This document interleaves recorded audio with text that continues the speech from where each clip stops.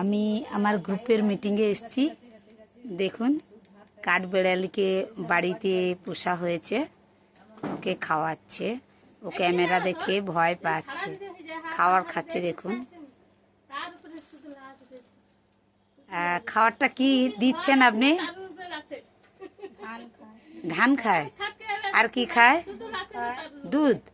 আরে যা, বাটিতে করে দিয়ে দিলে দুধ খাবে? ও, ঝুরি ভাজা খাচ্ছে। এ কিছু শব্দ করে, তাই? দেখুন কি সুন্দর লাফা দিচ্ছে তো।